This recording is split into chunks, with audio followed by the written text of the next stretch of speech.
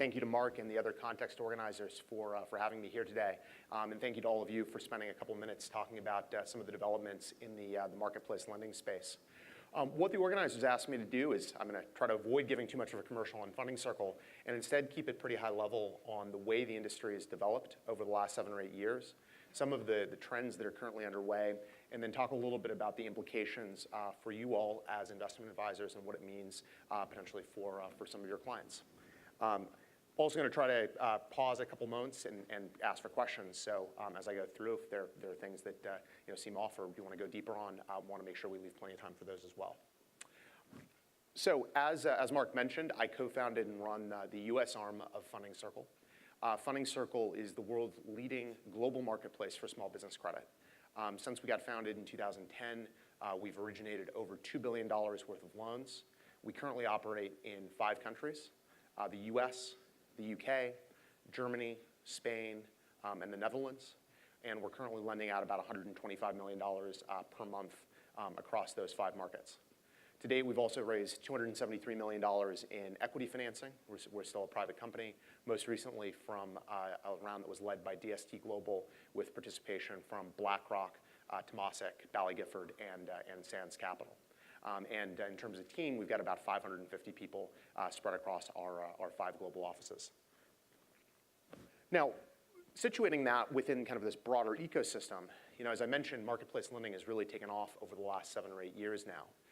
Originally got going in the US in the consumer space, companies that you may be familiar with, such as Prosper and Lending Club. In the UK, Zopa, and then more recently, RateSetter. And then we were one of the first big players in the small business space. And as the sector has matured, what you've seen are a whole set of supporting services and infrastructure providers spring up around it to make this a more viable asset class and one that can bring benefits to bear, obviously, for borrowers, but then also for investors. So in addition to the marketplace lenders themselves, there are also a number of very great dedicated asset managers focused on the space. A couple of them are here in the audience today. There are a variety of different data and analytics providers, market access tools, analytics services, and the benefit of all of these is obviously to take this formation of credit and actually turn it into a viable asset class that then for an investor or for an advisor is something that you might want to put into into your portfolio. Now, there's kind of an existential question around marketplace lending, which is why does this opportunity even exist? Why aren't banks doing this? And the way we see it, part of this is driven by the financial crisis. Part of it, frankly, is driven by some longer, secular trends around credit formation. And these trends are global. So, specifically financial crisis, that obviously, made many lenders pull back from lots of different forms of credit. In addition to that, a number of specialty lenders obviously just, went away. And these opened up these major niches that are each tens of billions of dollars in credit potential, where the credit's actually very attractive, you can price it very well, but where very few lenders have been actively playing. But even beyond the impact of the financial crisis, there are some other big shifts that have taken place which are facilitating this wave of marketplace lending. One of them is, frankly, a shift in information. Information, particularly data that you use to do credit evaluation, are more standardized and available as feeds in a way that's never really been true before. And what that means is you can actually use a technology-driven approach to very efficiently onboard customers and also do the credit evaluation in a very, very precise way. There's also been a big shift in borrower preference. If you went and talked to many consumers or certainly small business owners 10, 15, 20 years ago, most of them would not think to go online to look for loans. Today, it's actually where many of them look first. And so as a digital-first lender, a marketplace lender is very well situated to take advantage of that major shift in preference as well. Situating this then into a kind of a longer arc of financial innovation, the way we think of marketplace lending is in some ways no different from other major developments in certain credit markets. So for example, if you think about innovation happening as a series of waves, each wave starting with a period of expansion, perhaps a bit of overexuberance, crash, dislocation, and then a resulting kind of response. Think, for example, deposit rate caps and the creation of LIBOR.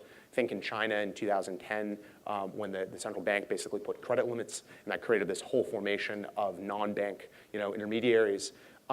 Oftentimes what happens after all of this is an ensuing wave of innovation.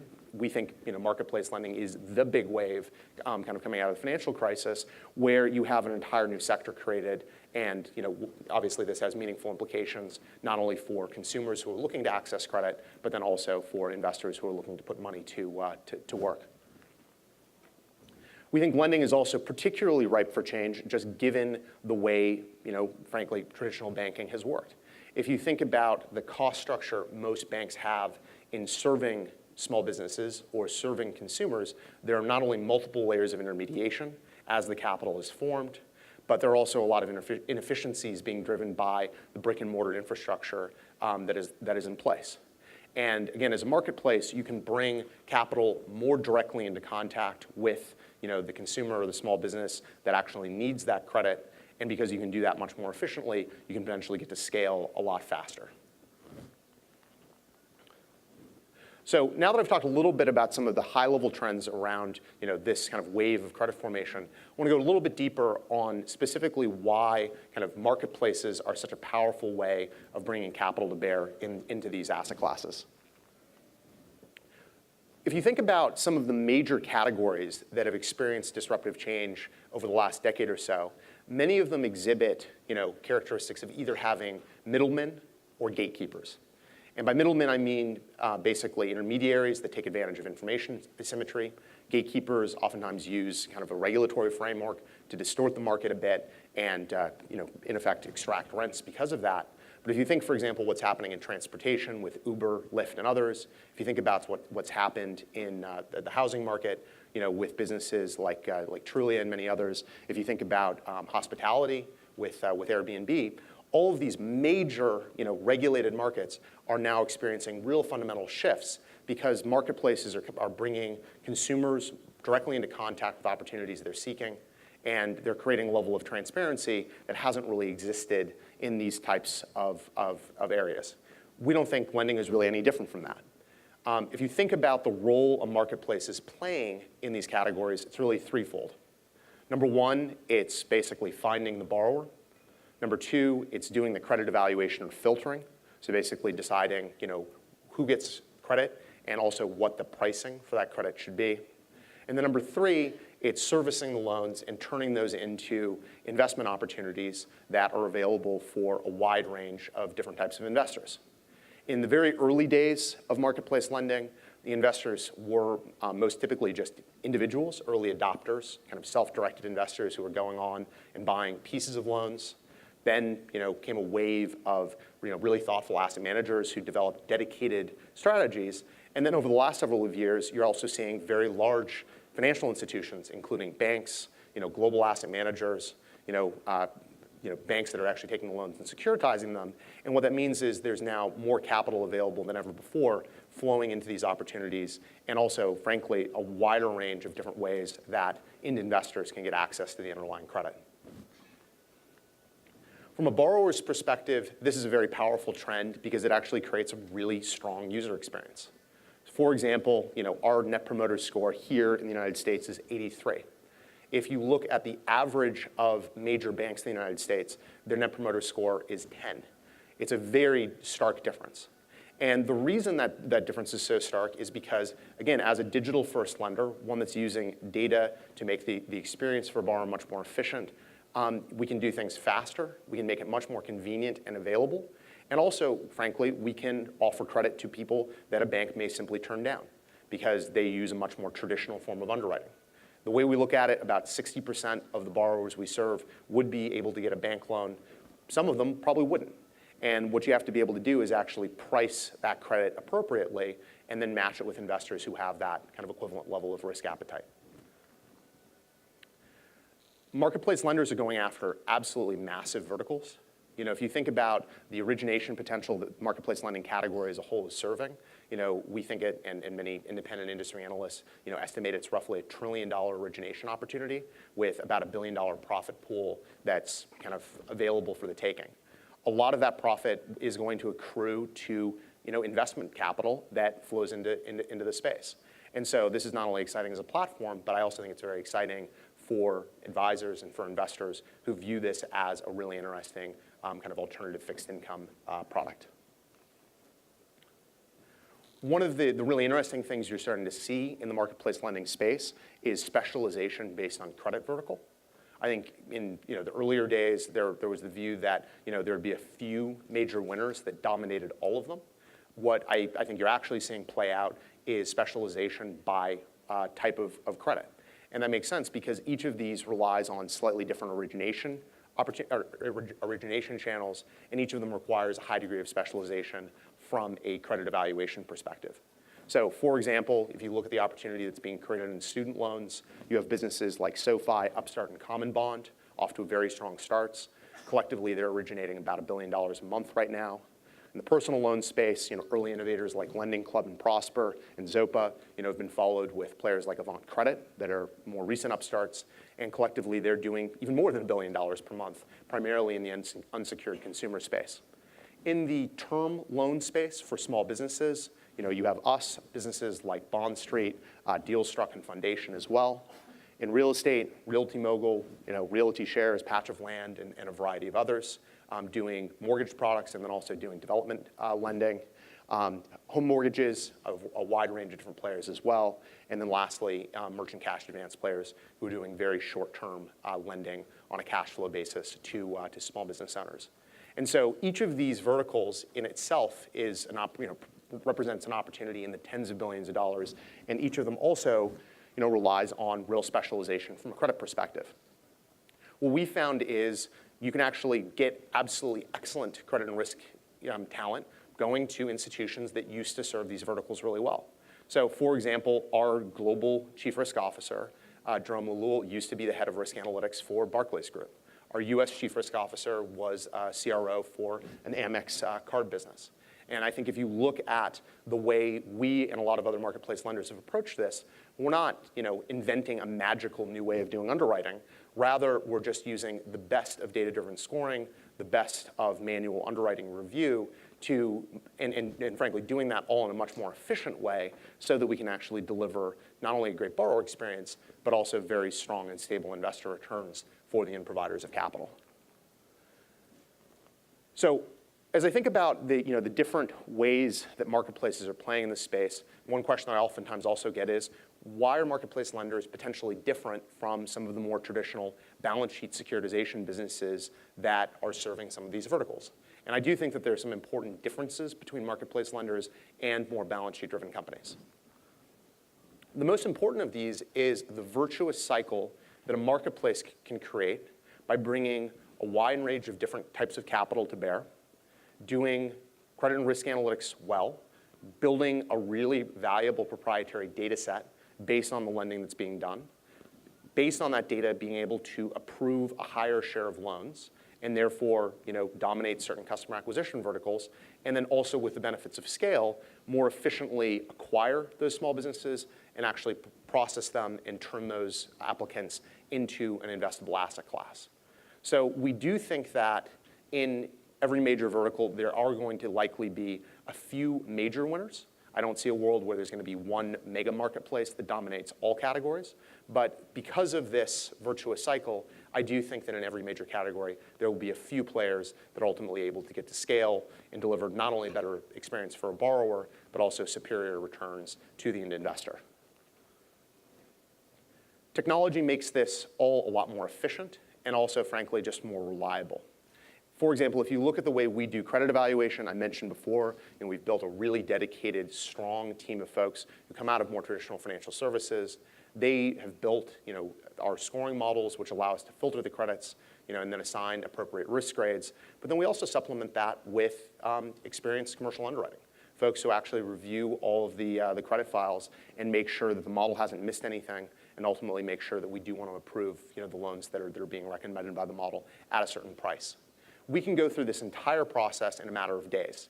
And so from a borrower's perspective, as opposed to waiting 30 to 90 days, which would be very typical of going through a bank loan process, we can actually get money into someone's bank account inside of a week. which, again, from a customer experience perspective, in terms of why this ultimately is something that from a borrower's perspective is a really fundamentally good thing, that's a really key aspect of it. Thinking about the inherent efficiency of the model, one of the big differences between a marketplace lender and a more traditional balance sheet-driven institution, and particularly a bank, frankly, is the level of capital efficiency required to do lending. So if, for example, if you think about the amount of capital needed to lend out $100 billion per year, a traditional bank would take about $10 billion in capital, assuming a pretty standard level of leverage behind this sort of asset. That's obviously being driven by reserve requirements. It's being driven by regulatory requirements in terms of the amount of capital having to be held against specific sorts of assets. As a marketplace, you just need a certain level of in effect, money so that you can actually support the overhead and the fixed costs associated with the business. The actual credit risk and therefore also all of the returns are being borne by investment capital.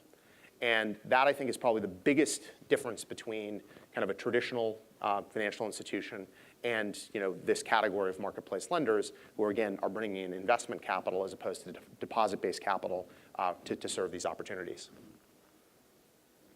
Breaking that down a little bit more, if you think about this on just a pure operating efficiency perspective, a traditional bank would take somewhere between 5% and 7% of the overall amount of principal being lent out just to cover their overhead. And that breaks out in terms of reserve requirements, branch infrastructure, customer acquisition costs, underwriting, servicing, and the compliance costs actually associated with holding the loans. As a marketplace lender, you can do that for somewhere between a third and half the marginal cost. And that's a really big difference in terms of being able to serve borrowers well, but also then getting to scale and being able to pass the benefits of this asset class through, again, to end investors. So lastly, before I close up, I want to talk a little bit about what this means in terms of investment opportunity. Exactly how the emergence of this asset class is translated to different sorts of products that may be a fit for some of your end investors. As I mentioned at the very outset, a lot of these platforms, us included, got started by going direct to retail. Some of us registered the investment product, some of it did it as a private offering, the point being really focused on early adopters. More recently, we and others have been very focused on broadening the types of capital we bring to bear and also developing products that are more appropriate for financial advisors and other kind of institutional intermediaries. For example, at Funding Circle, we last fall launched a registered investment vehicle as a listed investment trust. We listed on the LSE. It's a $230 million vehicle. We anticipate not only expanding the size of that vehicle through broader issuances, but also doing something similar here in the United States when the market timing is appropriate. Beyond permanent capital vehicles, we also work with a variety of institutions that are buying whole loans directly from us. And we also have a set of private fund vehicles here in the United States, which are appropriate for accredited investors, family offices, and so forth. And we're certainly not unique in terms of that general product set. I think if you went out to any of the major marketplace lenders, what you'd see is a couple of different ways that money could be put to work on the marketplace. So thinking about where this fits in within kind of an asset allocation mix, when we go out and talk to institutional investors or asset allocators, what we oftentimes hear is it's really interesting as a minority share within a fixed income allocation. These products can deliver very strong, non-correlated, risk-adjusted yields. Some investors are getting anywhere from the mid-single digits up to a little over 10% in terms of net returns. And again, there's the ability to diversify not only across different categories, but also across different originators. So thinking about this then as a complementary good, if you were to put a certain amount of money to work in marketplace lending, you could find a variety of different credit verticals which not only don't correlate to other fixed income assets you're holding, but don't correlate too tightly with each other either. As one example, if you were to compare marketplace lending products versus kind of equivalent fixed income benchmarks, the level of correlation is much, much lower than the level of correlation between those benchmarks themselves. And we think this is one of the most important reasons why this is really interesting in asset class. It should be relatively stable from a return perspective, through most parts of an economic cycle. And we and other lenders are very focused on making sure the amount of excess loss coverage built into pricing is sufficient to absorb, any worsening in the credit environment. So when the tide does go out, people aren't actually losing principal. The other big trend in terms of capital formation behind marketplace lending is securitization. Over the last few years, almost $9 billion worth of loans that have been originated through marketplace lenders have been securitized. And that's across the consumer space, the small business space. And this is something that's actually happening globally. A number of platforms are doing the securitizations directly themselves, but then there are also a set of institutions that are buying loans that are then tapping into the end ABS markets. Despite the fact that right now the ABS markets are pretty much closed and a little bit choppy, given some of the macro concerns, when we talk to our investors and when we talk to the investment banks that underwrite such securitizations, we have every expectation that this is going to come back in a pretty meaningful way over the next 6 to 12 months. And that what that means is it'll open the asset class to an even broader set of investors on a go-forward basis, and the asset class will continue to mature. And then lastly, in terms of why I think this is really powerful as an investment opportunity, and I think this is particularly true in the small business space, it really comes down to who the end borrower is. So as one example, Dorica Beckett is a business owner who took a loan from us. Dorica, graduate of Harvard Business School. While she was in graduate school, had to take care of an elderly parent. Saw how painful the elder care services industry is, really, and frankly, how badly suited it is to serving the needs of many families. And so started a private elder care services business down in Los Angeles. Business was doing really well. She went out to talk to lots of banks, got turned down, despite the fact she had really strong revenue, really strong profitability. Dorica found us. She did an internet search, came to us, and we ended up lending out about $250,000 to Dorica to expand from one location to now 3. Dorica's business, since she took a loan from us, has more than tripled. Her profitability has gone up, and she has about 4 times more employees today than when she actually took out a loan. So I love this story because I think it's a really powerful business, and it also speaks to the fact that many of these marketplaces are putting money to work in areas where there are really strong economic returns. This is not just a repeat of subprime. This is not money that's going to someone to just pay for consumption. In many cases, it's actually being used for real investment purposes with a real end return. And I think that's something that obviously is supportive of strong returns for investors, but it also speaks to the fact that I think this is it's a pretty responsible asset class. So lastly, let me just kind of give some high levels on, I think, where the industry is going and what it will mean for the development of marketplace lending over the next several years. One of the big trends here is you're seeing very large institutions really start to double down on the marketplace lending space. Banks, for example, are partnering with marketplace lenders, both in terms of referring borrowers to us, and we have deals with a number of banks where we're actually helping them with their smaller business customers. But they're also figuring out ways where they can put money to work, for example, to meet their CRA requirements. Governments have been, in many parts of the world, extremely supportive. So for example, in our UK business, the UK government is actually a lender. They take a piece of every fractional loan that we originate in the UK.